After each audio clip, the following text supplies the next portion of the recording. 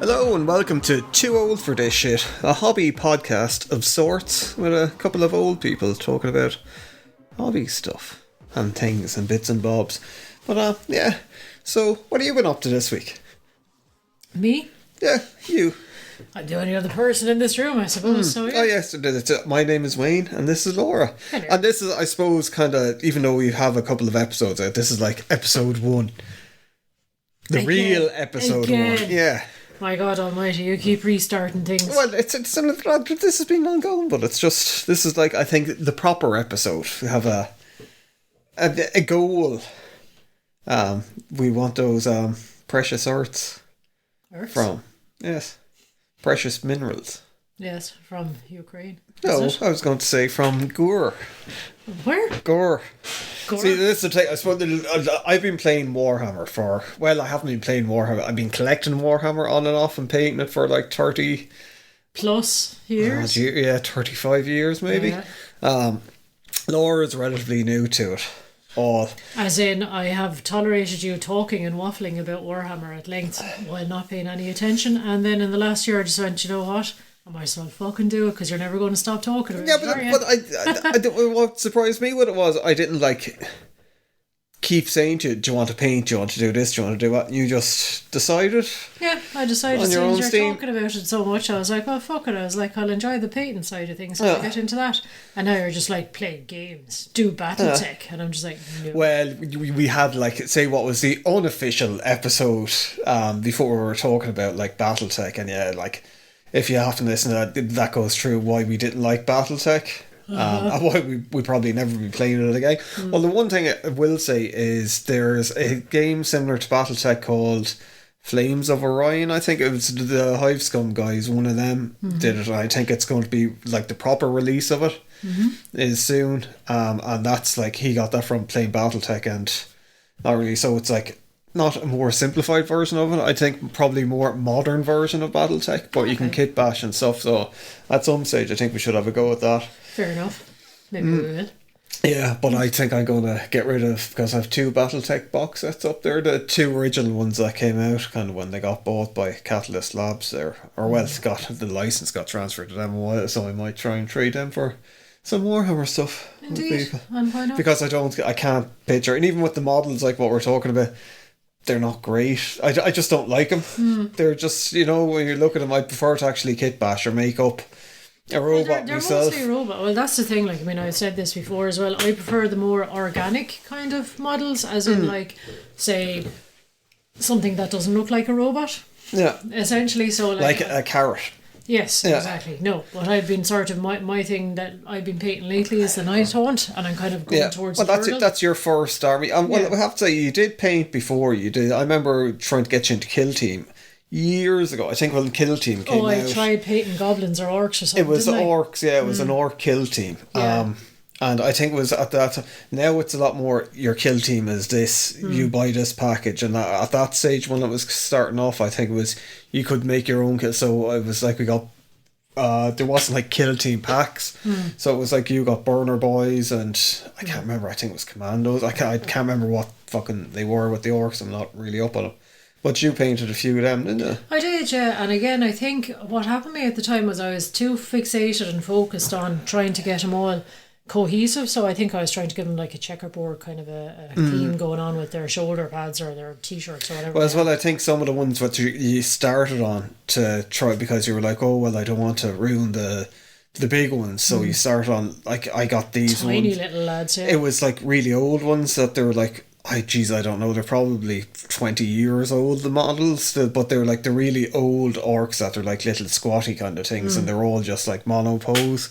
So it was probably a bad thing to start off with because they're not very interesting to paint. Well, that's as I said, I think it is because I suppose I am probably not the type of person who is very good at like attention to detail and continuing to work at something until it gets right. I'm very much like, slap the paint on and see what it looks like. And I like having a little bit of difference and a little bit of I suppose different colours and different themes and stuff kind But of that's smatter what through it should so be about. It should be about that's- enjoying it, like, you But know. that's it, and that's why I think maybe starting with the goblins, I did have it, or the orcs, I should say, I did have it in my head that they all they were part of a kill team essentially, and they all had to look like part of a team. So I think that's what led to my sort of like, I don't particularly want to do like space marines or anything like that, because I don't want to do like armies or robots or anything like that. If it is an army, it's going to have to be something kind of cool, like a bunch of Egyptian skeletons or something. Yeah, I tell you, if you had to paint 500 fucking skeletons, I suppose, I probably wouldn't like that either. It's the whole army painting thing, I think, can get well, that's it. If you're trying to anyway, replicate everything over and over again, it feels like you're sort of, it almost feels like you're turning into work, and it's like a conveyor belt, just trying to get it done. But this is the thing, like, I think you have the same mentality as me with it. I don't think you need to do that. Like, I know there's some people, they enjoy doing that, where it is that whole thing where they want that consistent, like, army look, which I think you can do without painting every miniature the same, although it's a bit hard if you're painting ultramarines or something like that, and they're all like blue space marines, or there's nothing saying that you can't, like, I mean, they're your guys, you paint them whatever fucking way you want. But that's no kind of like, I suppose with the going back to the Nighthaunt things, I eventually landed on a kind of a consistent-ish colour theme, but it was still kind of wheels within wheels, I suppose, if you know what I mean. So I'd have one little group that were like a colour scheme going this way, maybe say a red and a green, and another small subset that were going like, say, blue and purple, but they're all kind of overarching, kind of similarly themed, but still enough variety to keep me interested. But I think that, like, you're obviously we can't show them, kind of like, but they are really, really cool. I don't think I've seen other Nighthaunt really liking pictures of them, because like what most people do is they go for the box art and they try and copy that. So Nighthaunt are normally kind of like ghosty and spooky, kind of just that blue kind of. Well, there's that Nighthaunt contrast paint anyway that we got, and you used it at first and you didn't really like it. No. So that's what I thought was really cool about you, because I got, like, I recommended getting contrast paints because I thought, well, starting off, that's what seems to be, it'd make it handier and it might make the process easier for you. But you didn't like them, you didn't like the effect from them really, and you went off and you did your own thing, so you just started painting your own way. Yeah. Go my way. And they look really good, and they're like your own method of painting. I wouldn't necessarily say they look good, but as you said, yes, they do. It's sort of like, I just decided I'm going to use a load of different colours and be technicolor. But, like, I mean, even the way that you have, like, I'm looking at one of them up there that I don't know what his name is, but he's one of the Night Ghast or fucking something like that, is it? That's Jim. Alright, Jim the ghost. Yeah. But, like, the way that you have the flames done at the end as well, it's really cool. Like, they're blended extremely well, and especially for someone who's really only been painting about a month. Yes, well, you see, you're saying they're blended extremely well. That's because you probably don't have your glasses. No, they are. Maybe you should put your glasses on and this is what we were talking about as well a while ago. Like, the whole thing with the paintings, I think they should be, there was one thing if you're doing it like for a competition thing, so it should be like all minute detail, but like, it's not that they're not detailed, but it's, you should be able to tell what it is from a distance. Yeah. So you should, like, there should be like big contrast with it, and I think the ones with like nearly the flames on the end of it, going up into the flames on the end, it's just really well balanced, and like, it's really dark in the middle. But they're good, is what I'm saying. Okay, thank you. Yeah. I'll accept that. But I do like the way you say it. I don't think I've seen other night haunts like that, and it's like, yes, because clearly I'm a very special case. I'm just like, ghosts, you say, that should be like all sort of spooky and like, ooh, and kind of chalky bones and ghoulish and dirty. But they have that to them as well, but they look like they're kind of more coming from fire as opposed to coming from kind of blue. Which what I'm trying to say is, you'll see the more you look at kind of like other people's miniatures, they always try to paint them like the box, or they try and copy like it's not even the heavy metal style, but the Games Workshop style, where it's a lot of edge highlighting, which is what works all right on Marines and things like that, and because where else do you highlight? I know, that's what I like with those kind of armies as well. Like, I mean, I tried doing a bit of edge highlighting with these guys. I don't think I'm good enough to do it. I don't think you need to do it with those. That's the thing. Yeah, but I think when it is like suits of armour, it needs to have that kind of sheen on it, and you need to sort of see, all right, the light is catching. It doesn't. That's just the way that people look at it with edge highlighting, because they don't know what else to do. Whereas you can, I did a whole Word Bearers, a Chaos Space Marines thing at one point, and the first couple that I did, I was doing the Games Workshop thing of Edge highlights and doing it, and then I was like, this is fucking mind-numbing. So then I started just painting like I'd normally paint. Yeah. So I started using like yellow and orange to highlight, but I started like doing it like non-metallic metal, I suppose, is the way that it, but like badly, but it was still, there was no edge highlighting on them, but I thought they looked better. Yeah, absolutely. They have the highlights. Yeah. But that's, again, I suppose it goes back to my absolute lack of patience for sort of trying to finesse anything, really, I suppose, because like I look at stuff on the box art and I'm going, that looks very difficult. I'll just slap paint on it my way. But the thing is, a lot of doing.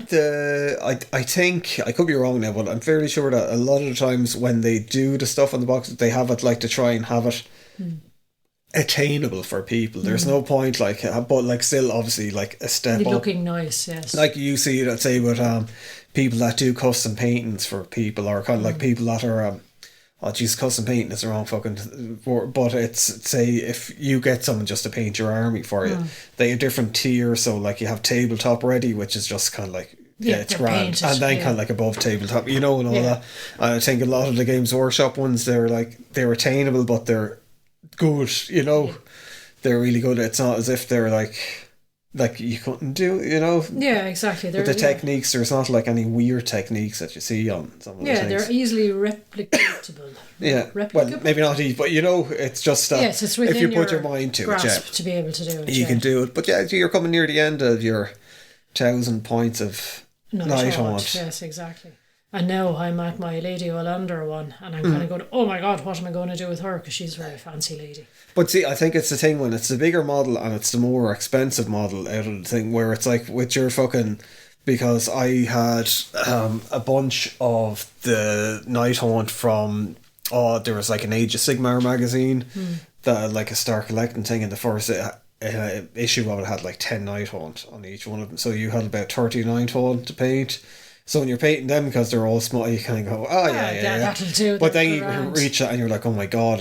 But it's just a mentality thing, because there's no difference. It's actually easier to paint your woman than it is the smaller fellas. But it's because it's like, oh my god, this is like, and as well where it feels like it's near the end one, because I'm like at the same with. I've been painting Gloomspike Git's army since they came out. Yeah. And it was just, I fucking got to the point with them where I was like, I hate painting really, really small things. And I just got sick because I did like a load of the infantry, the fucking stabbers and the guys with the bows. And like when you're after painting 40 or 60 of those, you kind of get to where you're just like, I don't want to. But so it's taken me a while to finish off the whole thing, and it's like I'm at the Skagrot, the Loon King, the last guy, and I'm actually kind of looking forward to it now, because I'm like, oh yeah, this is it. Yes. This is the pinnacle of my army. Yeah. And my creation. And my but I don't feel like any pressure where it's like, oh, I need to use these special techniques, or I need to do this, or I need to do that with it, because it's like, I think coming up near the end, the last guys that I painted were like fucking really old Hammer fanatics, and I think they're the best ones that I painted out of the whole lot of them, because like they're tiny and probably around 3-4 foot away from them, and you can make them out clearly. Yeah, you know exactly what they are and what they're doing, and you can see their little grins and stuff. Yeah, because it was just like, right, I'm after getting to the point where I know how to paint goblins. A nice, essential life skill anyone must have to put on their CV. Exactly. I can paint goblins. But kind of, as well, staying on topic, but veering off topic as well, it's trying to get you into reading some of the books, because I do think that it's like, once you know some of the lore, it kind of makes your guys feel a lot special, because I suppose the thing is as well,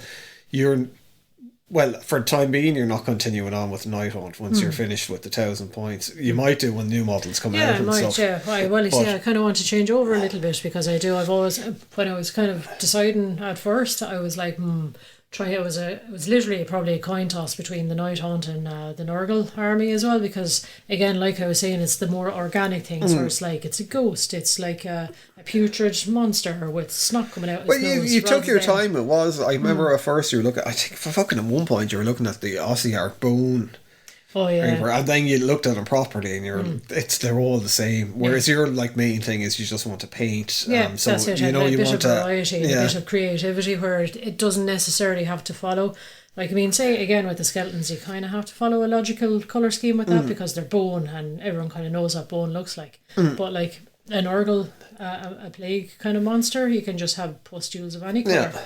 Can be bursting in green, but it's or orange, more or challenging, pink, or isn't purple. it? Exactly. And you have to learn different techniques going along doing it, and you have to apply different techniques. Whereas I think you probably, by the time you got like 10 of the night hunt done, you're after getting to the point where you knew what you wanted to do with them. And that's it, because I went through a couple of changes. I was like, I'm going to do it like all very brightly coloured and like vaporwave, and then I was like, no, that's not good. Then I was going, I'm going all sinister, I'll do dark and spooky. And I was like, I don't like that. And then you were suggesting, let's do a grimdark, and I was like, don't really like that.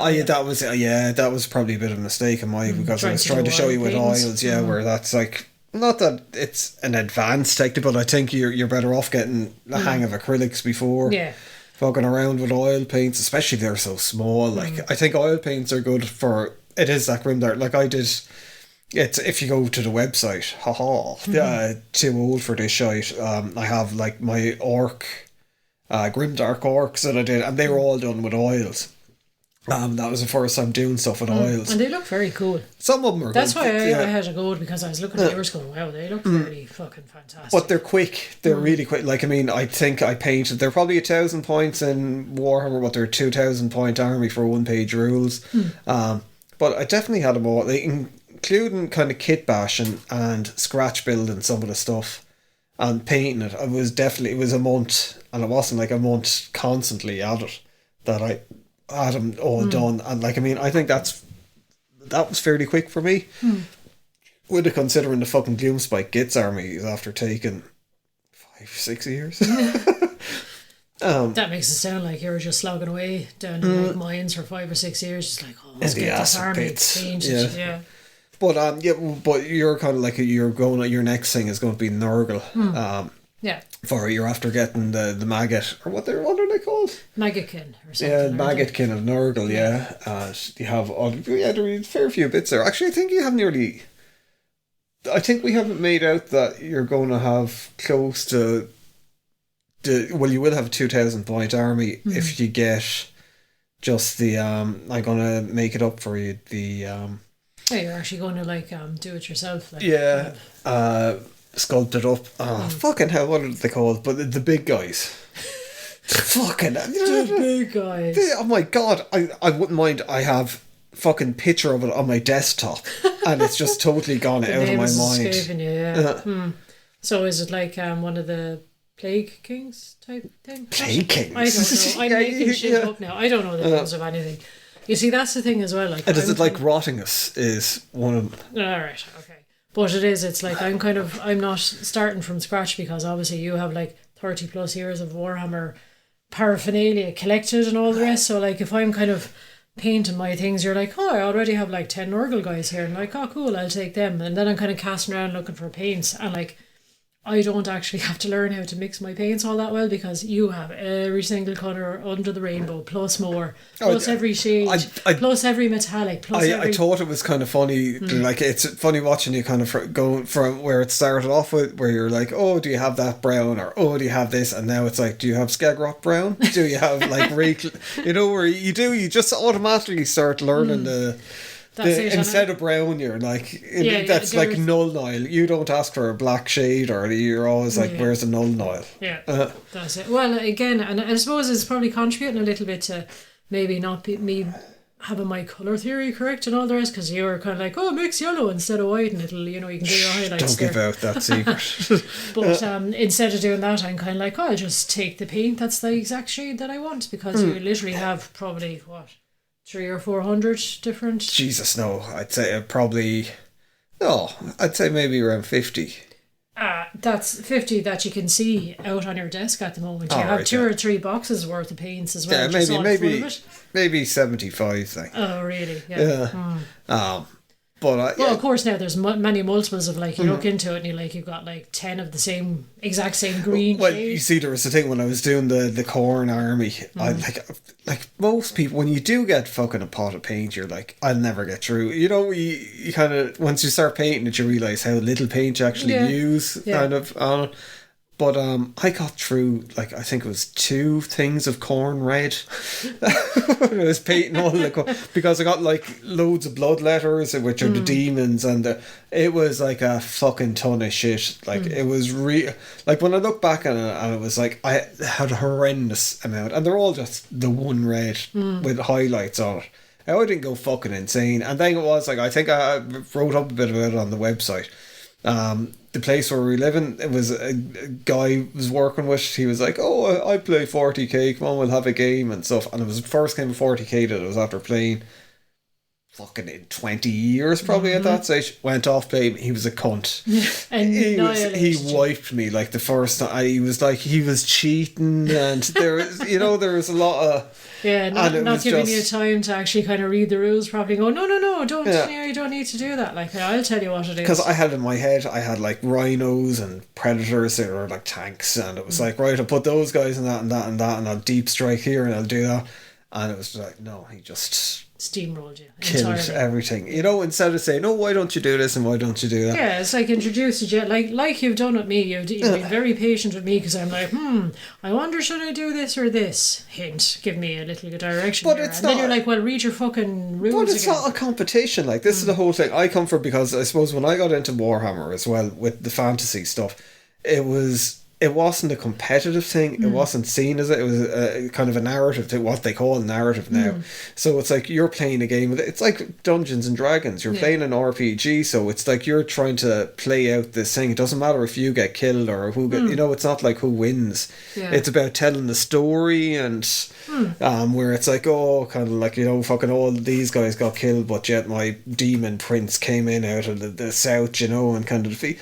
And that's what it's storytelling. That's why people love Warhammer and get into it. Like, I think it's been overshadowed a lot now by the competitive scene, but I think that's probably because you have a lot of people that were into competitive video games, even though they weren't playing them competitively. Like, say, Call of Duty.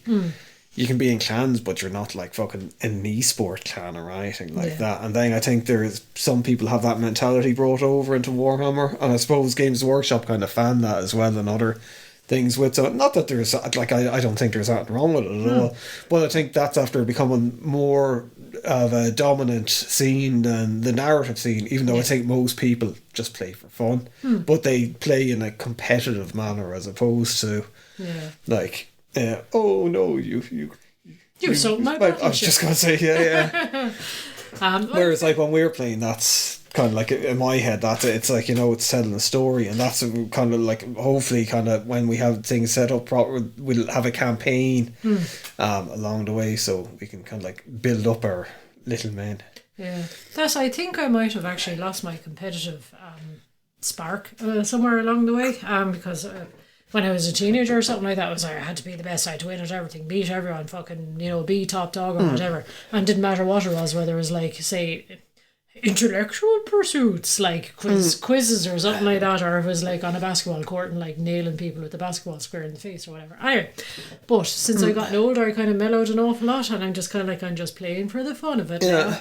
And it's like, I'm even kind of like, we might be doing something, you might go, oh sugar, I did the wrong move last time. We're like, oh, should we rewind? Go on, kill me. I don't mind, that's grand. Because I'm like, no. I'm kind of looking at it. But you see, I'm looking at it as I'm learning as well, because I do not know. But you're so am I. I haven't played, like, I really, like, I mean, when I was playing, say as a teenager, it wasn't like, my nephew, he had like a club later on, he got into it, and they were playing, like, they were playing, whereas we were like, fucking making up rules, and by yourself at home, kind of a thing. Well, there was a few of us that were like, in the same year in school that were into it, but it was just, we're just playing. It was like, it may as well have been playing with like Action Force and stuff like that, but it was more about the hobby aspect to it. And then when we were playing, it was like, oh cool, we're on the Yeah. tape, and then it was just Our like... lads are out on exactly, they're out on the train and they actually look nice and they're sitting well as a unit kind of a thing. That's the thing, where it was, it nearly feels like it's a payoff for like painting up your army, and then all of a sudden it's like, oh my god, they look real, and now they're talking to me. And I have to go and burn down an orphanage. I was just going to say, maybe we need to get a psychological evaluation for you there now. Eh? Beer for the beer god. Yeah, exactly. And of course, now you're actually, speaking of having them out on the board and all the rest, you're busy building terrain at the moment, which is the coolest thing That's what I've been mainly up to, kind of like for the last while. I think it started because I was going to get into Turn of 28, which for people who aren't familiar with it, just Google it. But it's like I love that. It's like people are listening to you. Just maybe explain it a little bit. It's like, for people who are interested in what we're going to say, fuck off and Google it. I was just going to. But it's a skirmish game by Max Fitzgerald. I think it's Fitzgerald. Maybe you should Google it. People can Google it. But it's the whole story. It's like these kind of like Napoleonic mutated people where like it's just the world is shit. It's after being overrun by the root, I think. See, I'm kind of getting a mix up because I was going to build my own warband and I have my own story in my head for it. Right, your own headcanon and such. Yeah, but it was like I went to build it was like a cannon for that, and it like went massive. It should have been, say, 6 inches, and it ended up about a foot. A little bit oversized. But ever since then, I was like, I got like the terrain bug. I built up some Necromunda stuff, which was kind of easy enough, kind of like just out of scrap. And then kind of like with scratch build. Now I'm trying to do the fantasy stuff, so I'm doing stuff with a mixture of kind of like Das, air drying clay, which I really like working with, and building up with like little foam bricks when you cut up the foam, so it looks like. And I have to say as well, it's like every time I open a different cupboard or press around the house, a whole pile of random shit falls out. Because you're hoarding the weirdest of things. It's like when we were kids, like, it's like, oh, hold on to the fairy, washing up liquid bottle, you can make a rocket out of it. And now I'm finding like there's like tea containers, and there's like cat treat containers, there's old boxes, there's like all these random little, it's a circular lid off a Tupperware or something like that. Well, bits of cardboard. from tablet box or fucking tablet kind of tubes. What you call them? Containers. I don't know. Yes, pill boxes. Pill boxes. Yeah, I managed to make killer cans. They're like goblins that get locked inside can things, like robots, and they have to like kill people. Well, they look awful now. I know. I think everyone you're after making this after it's looking cool, but it's just the randomness of. That's what I'm always kind of impressed at. You're kind of, you see something, you kind of go, right, I'm holding on to that because I can actually visualise that being useful somewhere. Whereas like I'm opening it and it's kind of like, why are there 10 dozen bottle caps just spilling out of a fucking drawer? What's going on? You're like, it's for my collection. It's like, okay, all right, Mr. Trash Can Man. But I am enjoying the terrain building a lot. I must get into sculpting. It's very cool. Like that's the thing, and like I've been on it for ages because you're very creative and artistic, and I've been like, well, fucking paint something so we can hang it up on the walls of our own house and actually decorate our house up a little bit. And now we've just got like the whole house is just covered in Warhammer miniature figures. Yeah, but that's it. Like, you know, something just occurred to me because you were saying, we should be putting them on display, and we've put up like 2 big shelves in the hall, and I was like, yeah, fuck it, like, because like we're in our 40s, right? So we're not going to be getting like a carriage lock and a fucking a bit of. But I think there is that thing where it's just taking you where it's like, oh god, we shouldn't be like.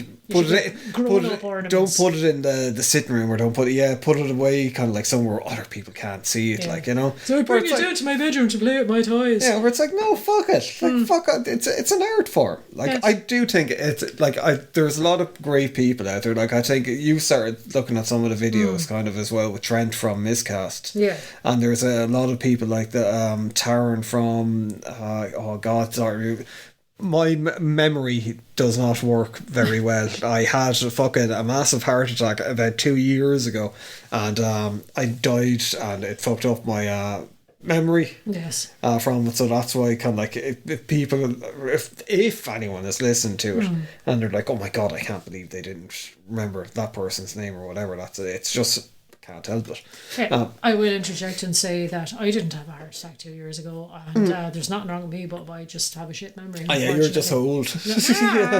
I'm 2 months older than you. Yeah, you're old. But it's like, fucking display them. Yes. You know, that's the thing. And they do look cool when they're out. And it is just kind of like, well, it's good to be coming in anyway. And if anyone does come in and go, oh my God, I can't believe you have those, just stab them. Yeah, that's it. But that's what I can't kind of get over. You kind of stab them. And you're like, that's absolutely. it. We'll do that. No, but it's like, that's what I'm saying. It's I see no reason why we should be doing that. Oh, let's get a kind of a grown-up ornament to have out on display. I'm going to buy a very lovely vase and I'll put it out here. And it's like, no, have a big fucking grotty church that you're after building yourself with fucking, I don't know, orcs climbing down the side. And like, I think that's cool. And it's like, I'm suddenly turning into that weirdo that's like, let's do dioramas. Yeah. And, but it's nice because instead of just your random, let's just have a candle on a shelf or whatever, you can actually have a little scene going on where you have like sort of a bit of your terrain out where you've got like a little fort and you've got all of your little models all gathered around it, and it's kind of cool. Like you can kind of group things up and have it all little teamed. I do think that, I don't know when it's going. It's like there feels like there's a scene kind of happening at the moment, like an actual movement, an art movement happening with people, and it's still a very, very underground thing. Like it's underground in a niche hobby for one. Right. But I think in about 10 years' time, it's going to kind of take that jump into like art galleries and stuff. And then you're going to see books about a lot of the people that are doing stuff at the moment. Like there's, I keep saying there's an online magazine, well not an online magazine, but it's like a digital magazine called 28 magazine, where it's been around for years, where it's like these people that they're volunteers like that run it, you know, there's no money kind of like, you know, involved in it, but they started the magazine to highlight the work that people were doing in the scene and the different games and stuff. And it's like, it's absolutely fantastic when you see it. Like, I mean, beforehand, all that you had was like White Dwarf, so it was always Warhammer stuff. So 28 is after a turn, and like, I mean, now it's even like that whole kind of scene around it is like the 28 scene. And like, you've been listening to the Hive Scum podcast, they'd be very much a big part of that as well, and promoting a lot of that stuff, and where it is like an alternative to Warhammer. Whereas I think what's after happening is like people got into Warhammer. Yes. And then they started expanding out, and they were like, you know, this isn't for me, or I don't like the models, or it's too, you know, for one reason. And they started exploring different things. Or kit bashing was like one of the most kind of like, I suppose, easily accessible thing, where you could say, oh, well, I want my fella to have this head on him, you know, so you're just chopping up minis and sticking them together, nearly like a collage. Where now people are like sculpting their own, you know, it's turned into a bigger. I suppose as well, the 3D printing is probably helping a lot. Oh God, the advent of like home 3D printing, because there's so many people are a little bit more technologically advanced than I might be, and they're able to design up their characters themselves. Well, it's plot it out and 3D print it. There's there you apps go. You can get on the iPad now, which are meant to be very, very good. I think you know, Rogue Hobbies, the Scottish one. So you have to explain, like, because Laura wouldn't be watching some of the videos, it'd be just on the background. On in the, I'm aware of these people, but I don't necessarily. I do know this one. It's Louise, isn't it? Yes. Oh my God. Yes. I know. I'm starting to learn. What's her husband say? I don't know. But where did she go to school? Yeah, it's kind of like the limit of my knowledge runs out very quickly, I'm afraid. But what was I saying? You were talking about Rogue. But see, this is a memory thing, and now it's Laura's memory as well. I don't know where we're going with it. Yeah, we're talking about kit bashing and 3D printing and. Oh yeah, but yeah, she was using the app. She did like the app on the iPad with Skull, and like, I mean, it's very accessible, I think, for people. Whereas before, like, Blender is a free app on desktop, all right, but I think a lot of people now don't even have laptops. They'll have an iPad or something, or their phone. Yeah. With it, so but even that, like Blender, it's not like you just pick it up and you're going to be fucking flying away, like, you know, within seconds and stuff. But before, like, I remember trying to get into it years ago. It was well before Blender. There was no free programs. There was stuff like, if I pirated some of the stuff to have a go with it. It was like Maya, I think, was one of them. And you look at the price of it then to actually get it. Yeah, you're just like, and ZBrush, and you're like, fucking, like, you know, it's like $1,200 for a year's license or something. I could buy a car for that. But you know, it was stuff that people that were like using in like the industry. Yeah, exactly. Yeah. Whereas now, people can. Yeah. But I think it's as cool as all that is. At the same point, I prefer hand sculpted stuff. Like it's I'm saying about the nephew who's into Warhammer. He held on to some of my You're old. Yeah. miniatures. I think there was about 20 of them, I think, or maybe more. And he gave them to me there a while ago, and I was just looking at them the other day. I must strip the paint off them, but I must take pictures of them before I strip the paint off them. But I just like the old hammer thing. I don't know if that's just a nostalgia thing there. Your whatever. old toys. Yeah. But after painting like the old goblins compared to the new gits, they were more fun. There's something, even though there's less detail on them, it feels like you have more freedom with what to paint. I feel they're a little bit more substantial as well, because see, this is the absolute stinge bag in me coming out as well. While I love the models, I'm kind of like, they're only plastic, why do they cost so much? You know, this kind of thing. Whereas with the ones that were sort of like metal cast, there's a bit of heft to them, and you kind of go, I can see that this is an actual sculpture. Yeah, there's still companies making like metal. Even now with Warhammer, they have the old world. They're after bringing it back. There's a lot of those miniatures are metal as well as plastic kits. But I was only looking them up today. But there's Warped over in England, which I don't know if you remember I was showing you, like it was a frog archer. Yeah. Ages ago. We must get some of those. I think he does steel cast, but it's oh my god, it begins with an R. I'm gonna have to open. What begins with an R? Ruh-roh. Reaper Miniatures. They do steel ones as well, because someone on Reddit was recommending them, and I've heard of them before, but I always thought they were just an American company, but they have a place over in the UK that they sell to our end of the world, well. We're so based in Ireland. So you should have a look at the metal ones on that, and as well then there's like what we're talking about, going to bring out your lead maybe this year. Foundry, they still do things in metal. Like, I mean, Foundry was founded by ex-Warhammer people. Orcs. Yeah, goblins. But what were we? That's just like my little adventure in starting off painting Warhammer, I suppose. So next for you is Nurgle. Yes. The guy from Behemoth. Painting him. I think the only time I ever had any, and it was like, obviously it's like, me and Nurgle are really good friends, because I replied to a message of his on Instagram, and he replied back to you. But he had a picture up of fan art, and it was awful. And normally I don't make nasty comments about it, but I had to do. And he replied something like, "Oh yeah, it's shit, isn't it? Ha ha ha." And it was just like, "Geez, that's really awful." Like first he put it up and he was laughing at it to some random internet stranger. But I can remember that day very clearly. Actually, like, Nurgle spooked me, and it was like the man from the band, or the Chaos God. He's bestowing his gifts upon me. Yes. But yes, on to Nurgle for me. What's next for you? So like Gravelords.